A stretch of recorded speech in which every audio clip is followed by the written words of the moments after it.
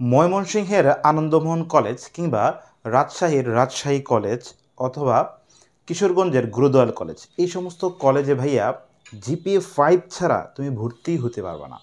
কিন্তু এবছর এই চিত্রটা একদম ভিন্ন। এবছর যেহেতু জাতীয় বিশ্ববিদ্যালয় তোমার এখানে পরীক্ষা নেবে, তাই এখানে পরীক্ষায় যে ভালো করবে সেই চান্স হবে। তাই তোমার একটা সুযোগ আছে এই ধরনের ভালো কলেজে পড়াশোনা করার জন্য, অথবা তোমার এলাকায় যে ভালো কলেজটা আছে যেখানে তুমি এতদিন ভর্তি হতে পারতা না, যে তোমার জিপিএ কম বা ভালো সাবজেক্ট পাইতে না, বাট এখন তুমি যদি একটু পরীক্ষায় ভালো করতে পারো তাহলেই তুমি ভাইয়া ভালো একটা সাবজেক্ট পেয়ে যাচ্ছ। তাই আমি বলি যাদের জিপিএ কম তাদের জন্য এটা অনেক বড় একটা অপরচুনিটি। আর যাদের জিপিএ দুইটাতে 5 আছে তাদের ক্ষেত্রে ভাইয়া এখন ভালো সাবজেক্ট পাওয়ার জন্য একটু পড়াশোনা করে পরীক্ষা দিয়ে তারপর সাবজেক্ট নিতে হবে।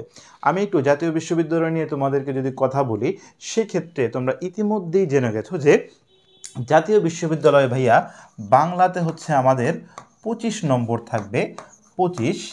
ইংলিশে আমাদের ইংরেজিতে থাকবে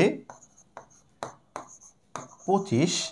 জিকে শুধুমাত্র বাংলাদেশ বিষয়গুলিতে 10। আর তোমার পঠিত যে 4টা সাবজেক্ট আছে, যেমন তোমার পৌরনীতি, অর্থনীতি, ভূগোল, ইতিহাস, ইসলামের ইতিহাস, এই ধরনের অনেক সাবজেক্টের মধ্যে তোমার 4টা সাবজেক্ট ছিল। এই চারটার জন্য থাকবে ভাইয়া 40 নম্বর। ওকে, এই টোটাল আমাদের 100 নম্বর। 100 নম্বরের ভর্তি পরীক্ষা অনুষ্ঠিত হবে।